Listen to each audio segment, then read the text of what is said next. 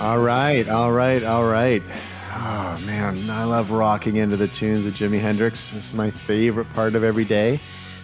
This is the CXM Experience. As always, I'm your host, Brad Kahn, CXO or Chief Experience Officer at Sprinklr, the world's leading experience company. So I want to talk a little bit about kind of a mindset story today. But before I do that, I want to having a kind of a fun experience right now on Disney Plus, which is actually a big Sprinklr customer.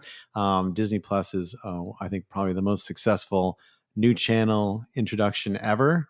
And they use Sprinklr to do it, which is pretty cool. And of course, I'm a Disney fanatic, as anyone who knows me at all knows.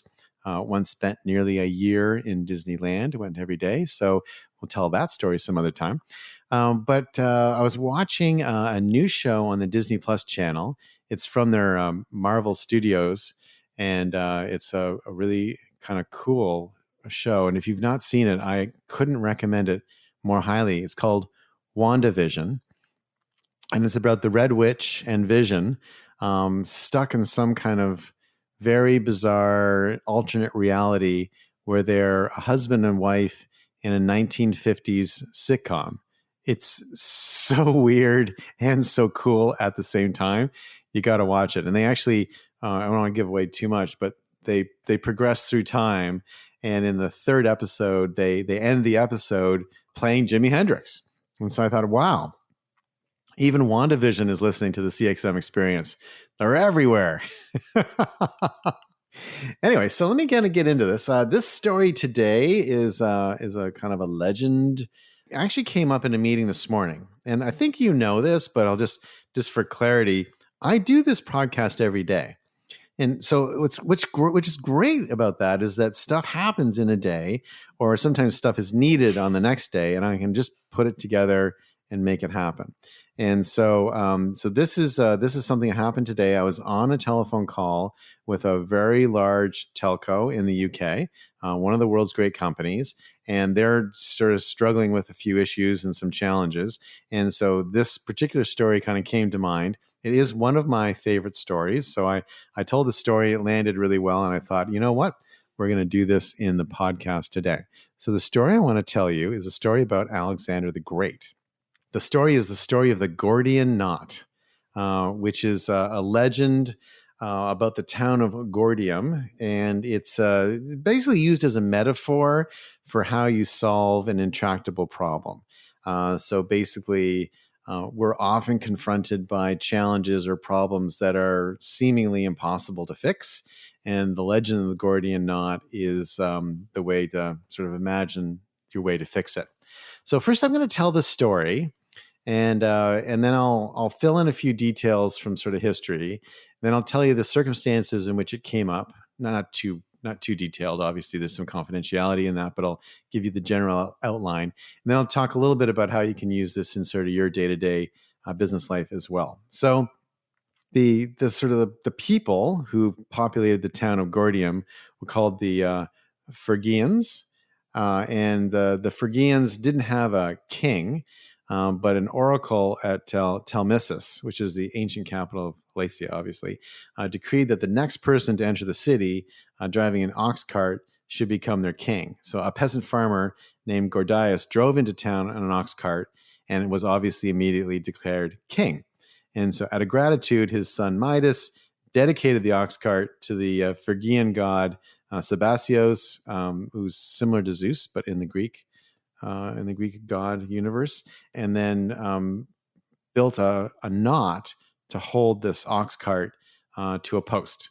And so the knot was made it was an intricate knot made of cornel bark, and it was described by Roman historian Quintus Curtius Rufus as being several knots, all so tightly entangled that it was impossible to see how they were fastened. And so this is kind of the story. That's kind of the beginning of the story. So, person comes into town, becomes a king. Ox cart is tied off to a post, and then off you go. So the ox cart was sort of stood in a place of honor for many many years. And by the 4th century BC, Alexander the Great, he was Alexander at the time, but Alexander the Great arrived, and at this point in time, Phrygia was just a province of the Persian Empire, and so an oracle declared that anybody who could unravel the elaborate knots of this Gordian knot was destined to become the ruler of all Asia. And so Alexander comes up to it, and this is a super, super nearly impossible to untie knot. It's like some legend about, sort of how the knot was made. To think of it as something where there was a knot cipher that is guarded by the priests and priestesses, and it sort of symbolizes the idea that when something's knotted into a cipher, it can be passed on through generations and revealed only to the kings of Phrygia. So this is like a big deal knot, okay? It's like a really big deal knot. Okay, it's like a secret knot. It's like a cipher. Only the priests know how to, and priestesses know how to undo it. Like this, is like a hard knot, but a little bit like the sword and the stone. This has got a very similar quality to the sword and the stone legend, which we can cover at another time if you're not familiar with that. The idea was that the person who could untie this knot would become ruler of all Asia. So Alexander the Great came and started looking at it, started playing with it, touching it, looking at it. He surveyed it, went around it, and there were a number of people who had tried unsuccessfully to untie the knot, and they'd failed. And so Alexander's looking at it, and there are two tellings to the legend. I'll give you the one I like the most. And so he's looking at it, and he's examining this knot, and really, really wants to figure it out, right? So he's looking at this Gordian knot. And a little bit of a kind of a look comes across his face. He goes, I think I got this. I think I know what I'm going to do. I was looking at him. It's like, has he figured it out? I mean, this is a knot cipher that only like the priests and priestesses have. He kind of comes a little bit closer to it. And he pulls out his sword. And so Alexander the Great used the sort of a Roman short sword. So it was actually one of the really interesting things that made the Romans really effective as an army is their swords were very short. So they were good for thrusting, which is all you needed to disable your enemy. And they could be drawn in close quarters, and they could fight in close quarters more easily and from behind their shields. So that kind of sword, not versus the very long swords that a lot of cultures had that are, got some effectiveness to them as well, but require more swinging room. And so he draws out a short sword, approaches the knot, raises the sword above his head, and in one single slice, this 4th-century-old knot, he just cuts it in half. And he's like, turns around and he's like, I untied the knot. And so I'm sure he said it not quite that way probably, but something like that. And so the legend of the Gordian knot, and what I like about it is that despite all the stuff that sort of builds up around it, is that the intractable problem, which is this knot that can't be untied, you could have sat there and spent several hours trying to figure out how to untie it, probably unsuccessfully. Or you can just take a sword and cut the damn thing in half. And where this came up in the meeting today, just to sort of draw this to MarTech and marketing, is this particular group were showing us their MarTech stack. And it was a very complex stack with a lot of stuff in it. And nobody was happy about it. Like no one was like, we love our complex stack that almost never works. Like everyone was like, this is a really big problem. We've got to figure out how to fix it. But we're running systems on it. It's hard to fix. And so I told the legend of the Gordian knot.